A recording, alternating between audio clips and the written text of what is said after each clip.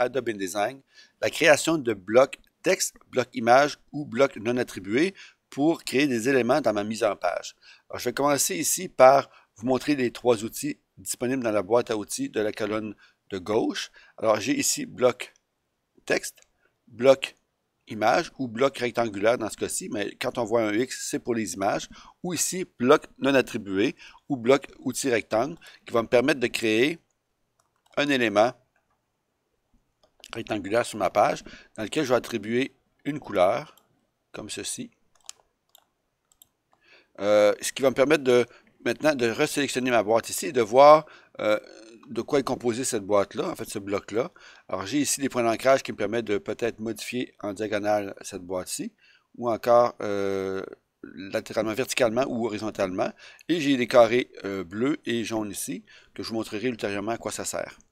Maintenant, bon, c'est sûr qu'il faut faire attention ici. Si jamais vous me dites, oui, mais Nicolas, c'est une boîte image que je veux parce que c'est une publicité pleine page.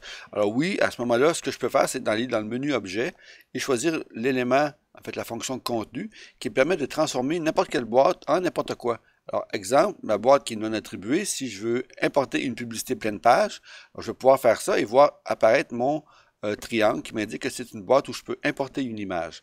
Par contre, si je viens changer et permuter pour une boîte texte, il n'y a pas de différence, sauf peut-être le point, en fait, outre les points d'ancrage, il y a ici dans le coin supérieur gauche et inférieur droit des carrés qui vont me permettre de faire du chaînage de texte ultérieurement. Dans ce cas-ci, j'ai besoin d'un élément non attribué parce que c'est un fond de page de couleur.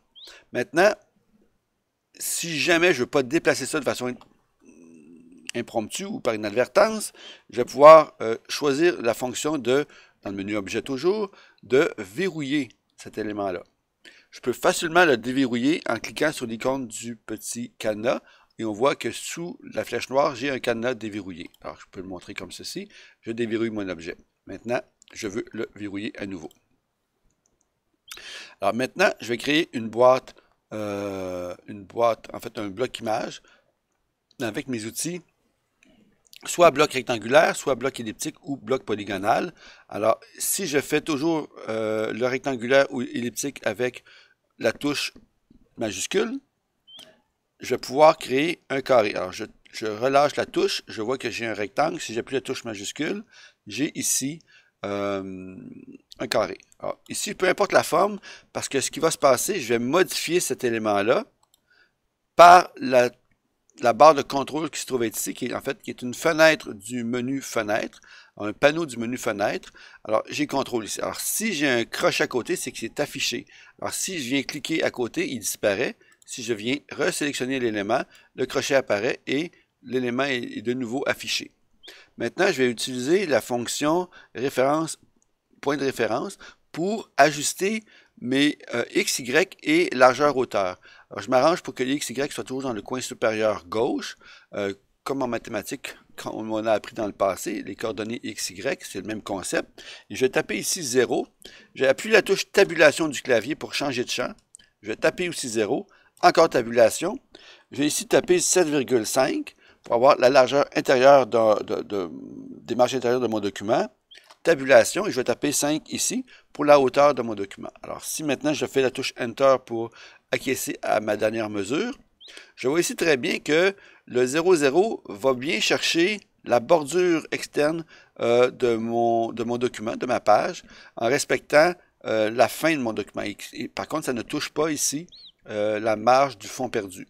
Par contre, moi, ce que je veux, c'est d'avoir mon document à l'intérieur de ma marge. Donc, je vais venir taper ici 0,5 et tabulation 0,5. En faisant Entrée, je vois très bien que mon document rentre au bon endroit. Alors, on voit ici que ma boîte est sélectionnée.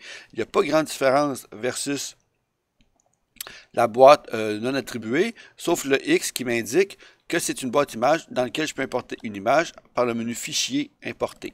Maintenant, je vais importer une quelconque image en cliquant la fonction afficher les options d'importation et remplacer l'élément sélectionné. Ici, il n'y a pas d'élément, mais ultérieurement, si vous réimportez une autre image sous l'image qui est déjà présente, ça la remplacerait sans problème. Maintenant, je vais faire Ouvrir.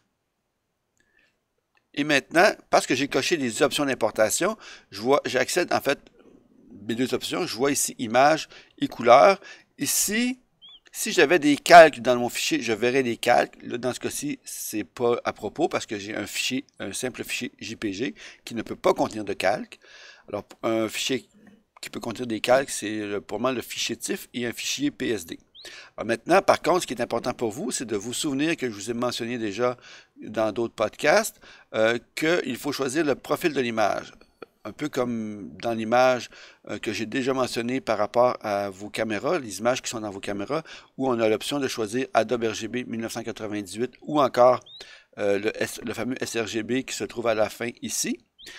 Toujours choisir le sRGB qui est le plus neutre afin que l'image passe bien sur toutes les plateformes et aussi que ce ne soit pas trop contrasté si on le compare avec l'Adobe 1998. Alors maintenant, je fais OK là-dessus. J'importe l'image. Maintenant, qu'est-ce qui diffère par rapport à ce que j'avais avant? Je vois le symbole d'un lien ici qui est lié au panneau lien. Je vois aussi un cercle au centre qui va me permettre de sélectionner mon image et ce qui fait apparaître quand je clique le centre. Alors, je vois le pourtour de mon image qui est beaucoup plus grande que ma boîte dans laquelle je l'ai importé. Alors, la petite ligne brune me délimite mon image. Par contre, ce qui est intéressant, c'est que maintenant, dans le menu Objet, on voit que ce menu-là est très important. Je peux aller chercher Ajustement. Je vais me cantonner à la section proportionnelle parce que je ne veux pas qu'il y ait de déformation dans mon image. Alors, c'est Ajuster le contenu proportionnellement. Maintenant, je vois mon image en entier. Alors ça, c'est la façon de faire pour importer une image. Là maintenant, à quoi sert le petit, si je prends ma sélection avec la flèche noire comme ça ici, je revois bien le petit carré jaune qui devient, si je clique dessus, un losange qui va me permettre de réduire en fait mes coins à angle 90 avec des coins arrondis. Différentes mesures sont possibles. On peut y aller au visuel pour commencer quand on n'est pas habitué avec les différentes commandes qu'on va pouvoir, en fait, des commandes plus avancées qu'on verra ultérieurement. Mais par défaut, on peut jouer sur chacune des formes de chaque coin séparément. Mais la commande du carré jaune qui devient un losange permet de changer simultanément les quatre coins dans une même forme de coin. Maintenant, pour ce qui est d'un bloc texte, je prends l'outil texte et les options qui sont plus limitées, j'ai l'outil texte normal et l'outil texte curviligne. Alors ça, c'est l'outil qui va me permettre d'écrire sur n'importe quelle forme, n'importe quelle ligne vectorielle de mon document InDesign. Je vais me cantonner ici à mon outil texte normal et je ne peux pas simplement cliquer dans ma boîte ici, ça ne sert à rien. Il faut absolument que je clique et là, je vais me fier à mes marges. Je pointe, je clique et je glisse comme ceci. Et maintenant, si je zoome un peu, dès que ma boîte est réalisée, terminée, et que j'ai fini mon mouvement de pointer, cliquer, glisser, je vois un curseur dans lequel je peux écrire, ou encore, puis avant d'écrire, parce que j'ai l'outil texte ici, je peux choisir ma typo, ma famille de la typographie choisie ici. Alors, ça peut être du mignon, ça peut être, il y a des choix multiples, ça va dépendre de vos ordinateurs, et différentes options de texte et de paragraphes au besoin. Par contre, ici, je ne veux pas taper le texte, je veux l'importer. Je vais aller chercher Fichier, Importer.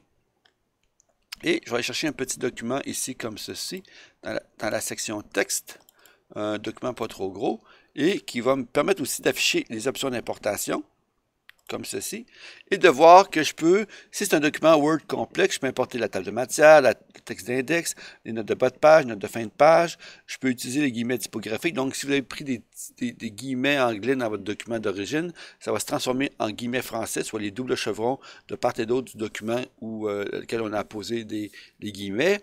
On peut faire une mise en forme dans le sens qu'on va supprimer la mise en forme actuelle ou conserver les styles réalisés dans Word, parce qu'il faut comprendre que Word est entièrement compatible à InDesign et l'inverse pour ce qui est des documents, dans le sens des documents importés de Word. Je peux conserver toutes les valeurs de mise en forme et de feuilles de style. Alors maintenant que ça c'est fait, moi je vais plutôt choisir ici supprimer les styles, comme ceci, et lorsque je vais faire OK maintenant là-dessus, je vois que mon document est quand même bien structuré, j'ai des espaces avant et après pour mes paragraphes, et maintenant, je vais pouvoir éditer mon texte et appliquer des styles que nous verrons dans un autre podcast ultérieurement. Alors voilà, c'est avec ça qu'on peut, si je recule un peu comme ça ici, si je refais un récapitulatif, pardon, comme ça ici, alors me déplacer au niveau de la boîte ici comme ça, j'appuie la barre d'espacement pour voir la main si jamais je veux me redéplacer comme ceci. La barre d'espacement me permet de jouer avec la main et de déplacer mon document comme sur une table à dessin. Maintenant, je regarde mes 3 boîtes. Ce qui est important de savoir aussi, ce qui est intéressant ici, c'est que dernier outil avant de terminer ce podcast, j'ai ici le bouton aperçu qui va me permettre de cliquer et de choisir un aperçu avec le fond perdu ou ligne bloc, donc la ligne bloc ici, ou encore un simple aperçu sans élément qui va me montrer mon document sans marge, sans guide, sans aucun élément perturbateur pour me montrer mon document final comme il sera imprimé. Alors sur ce, c'est à votre tour d'essayer.